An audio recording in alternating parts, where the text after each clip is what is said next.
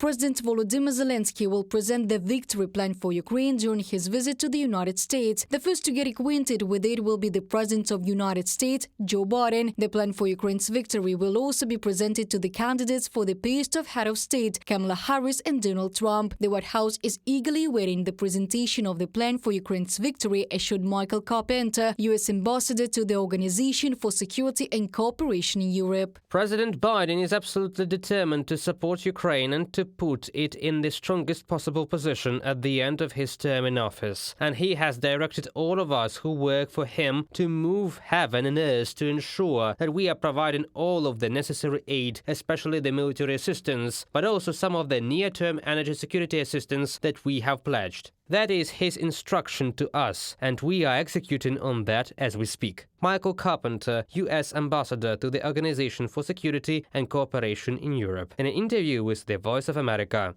Washington admits that despite the fact that they will only get acquainted with Kyiv's proposal on the day of President Zelensky's visit, they are ready not only to support Kyiv's initiatives but will also continue to provide significant military assistance to Ukraine. They are ready to attract significant financial resources for this. I think you will see that we will undertake a number of initiatives both in the coming week and in the coming months to put Ukraine in a stronger position. We will try to prioritize the most important capabilities to give Ukraine strength on the battlefield. Michael Carpenter, U.S. ambassador to the Organization for Security and Cooperation in Europe, in an interview with The Voice of America. At a meeting with journalists, Volodymyr Zelensky spoke about the main points of the victory plan for Ukraine. It concerns the place of the state in the architecture of global security, strengthening the country's defense capability and economic development. One of the points of the document is related to the operation of the armed forces of Ukraine in the Kursk region. Its details are not yet public. The Office of the President of Ukraine emphasizes that the document does not imply any territorial concessions on the part of Kyiv.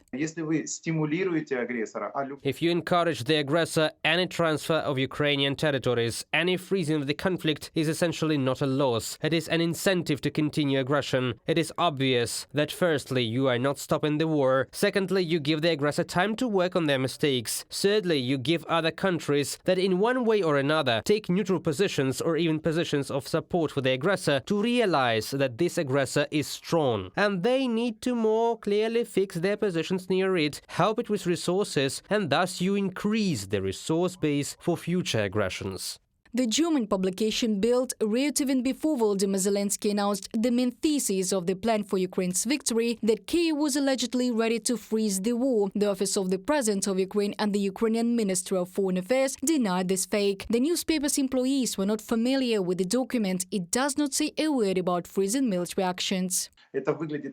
This looks extremely infantile in my opinion. Well, that is, you either fight, especially with the intensity of military actions that we have today, with the scaling of these actions, with the increasing transfer of these actions to the territory of the aggressor country. Well, of course, you cannot stop fighting in some places and fighting in other ones. According to The Voice of America, the meeting between Volodymyr Zelensky and Joe Biden will take place on September the 26th on the sidelines of the UN General Assembly. The publication suggests that it is on this day that the President of Ukraine will present the victory plan to his American counterpart. Reported by Diana Kolesnik, Larissa Petruк, UATV News.